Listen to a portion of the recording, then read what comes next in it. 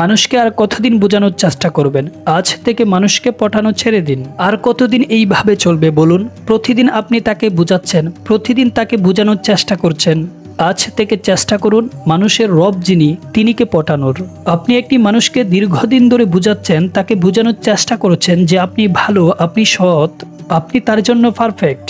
আর আসলে আপনি সৎ, আপনি পারফেক্ট, আপনার মাঝে কোনো সমস্যা নেই।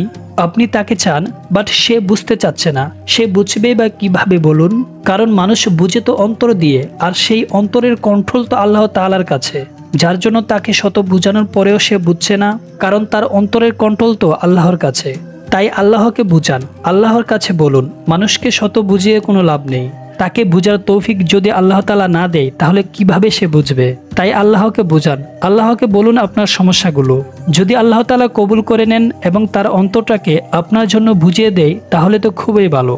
আর যদি না বুঝে, তাহলে আল্লাহ তাআলা এমন একজনের অন্তর আপনার জন্য নিবেদিত করে দিবে, যেটা তার থেকে শতগুণ ভালো হবে। কিন্তু হয়তোবা আপনার মনে হতে পারে যে না, আমার তাকেই লাগবে। আল্লাহ কি পারবেন না যে আপনার মন এখন তার জন্য যতটা পাগল, তার থেকে বেশি পাগল করে দিতে অন্য একটা ব্যক্তির জন্য? অবশ্যই পারবেন। যে ব্যক্তির মন আপনার জন্য পাগল থাকবে এবং আপনিও তার জন্য পাগল থাকবেন, তাহলে সেই বিষয়টা কত সুন্দর হয়। আপনি এখন তার জন্য কান্না করছেন কারণ এখন আপনার মন তার জন্য পাগল।